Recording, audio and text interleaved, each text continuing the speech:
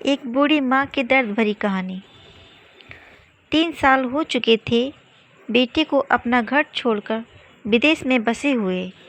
इन 3 सालों में बूढ़ी माँ और ज़्यादा बूढ़ी हो गई थी।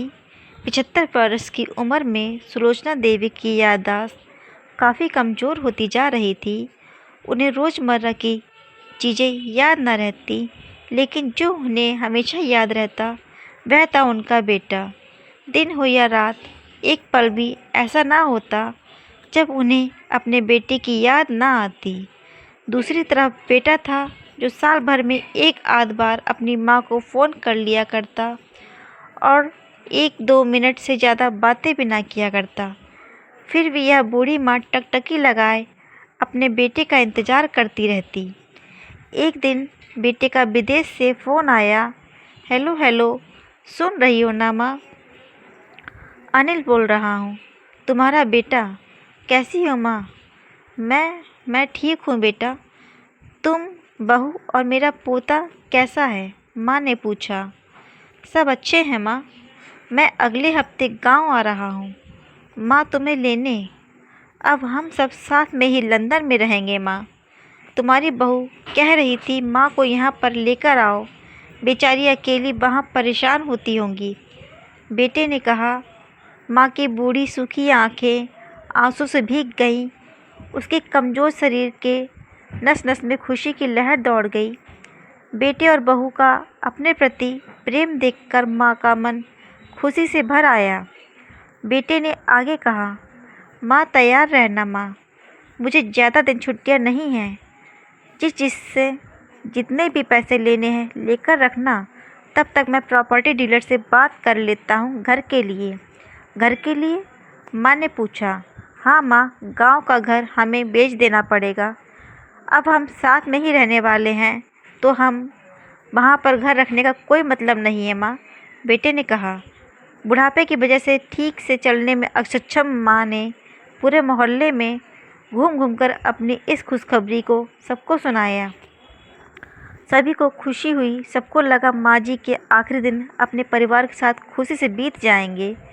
घर वापस आकर माँ ने अपने घर के कोने कोने को ऐसे देखा जैसे वह अपने दूसरे बेटे को देख रही हो। देखे भी क्यों ना, उस घर को अपने बेटे से कम थोड़ी समझा था। अपने पति के साथ 40 साल यहीं तो बिताए थे, लेकिन अब मजबूर थी। बुढ़ापे के आखिरी साल बेटे और बहू के साथ बिताना चाहती थी। दिल पर पत्थर रखकर घर बेचने के लिए माँ तैयार हो गई। आनन फानन में बेटे ने घर को आधे दामों पर बेच दिया। माँ ने ज़्यादा नहीं, लेकिन जिन चीज़ों से दिल लगा था उन चीज़ों को समेटा और बेटे के साथ टैक्सी में बैठकर एयरपोर्ट के लिए चली गई। एयरपोर्ट पर आकर बेटे ने माँ से कहा, माँ तुम यहाँ पर बेंच पर बैठो, मैं सामान और बोर्डिंग पास की जांच कराकर आता हूँ। वहाँ वक्त लगता है और खड़ा रहना पड़ता है, तुम्हें तकलीफ़ होगी, तुम यहीं आराम करो। यूँ गया और यूँ आया। माँ बेंच पर बैठ गई और बेटे अंदर चला गया। काफ़ी समय हो गया बेटा वापस नहीं लौटा। माँ सोचने लगी ज़्यादा भीड़ होगी इसलिए देर लग रही होगी। अंधेरा होने को आया। अब तो लोगों की चहलकदमी भी कम होने लगी। माँ को अब चिंता होने लगी। एक कर्मचारी ने आकर पूछा, किससे मिलना है? माँ जी आपको। यहाँ पर क्यों बैठी हो? डरती हुई आवाज़ में सुलोचना देवी बोली, मेरा बेटा अंदर सामान की जांच कराने गया है, लंदन जा रहे हैं हम। क्या नाम है माँ जी आपके बेटे का? कर्मचारी ने पूछा। अनिल नाम है मेरे बेटे का, सुलोचना देवी ने बताया।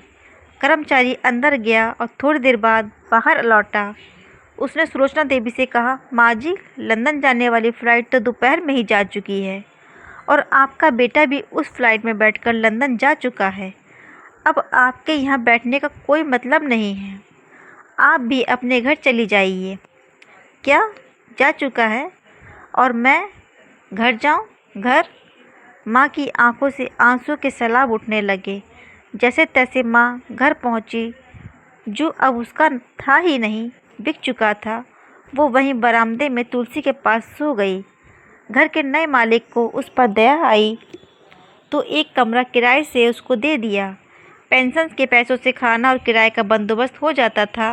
दिन बीतने लगे। कुछ दिनों बाद घर के नए मालिक ने सुलोचना देवी से कहा, माँ जी, आप अपने रिश्तेदारों के यहाँ पर जाकर क्यों नहीं रहती? इस उम्र में आपके लिए वही अच्छा होगा। अच्छा तो होगा, लेकिन अगर मेरा बेटा वापस आया तो उसका ख्याल कौन रखेगा? मेरा बेटा बहुत भोला है, उसे अपना ख्याल रखना बिल्कुल नहीं आता। मैं कहीं नहीं जाऊंगी, क्या पता कब उसको मेरी ज़रूरत पड़ जाए। माँ ने कहा, दोस्तों सच बता रहा हूँ, माँ की ऐसी बातें सुनकर मेरी आंखों में आंसू आ गए। किसी ने सच ही कहा है, पूत का पूत हो सकता है, लेकिन माता कभी कुमाता नहीं होती। दोस्तों, आप सभी से हाथ जोड़कर विनती करता हूँ, अपने माता पिता की जितनी हो सके सेवा करना, उनके साथ कभी बुरा बर्ताव मत करना। आज की हमारी स्टोरी आपको अच्छी लगी तो प्लीज़ लाइक, सब्सक्राइब, शेयर करना ना भूलें। Thank you.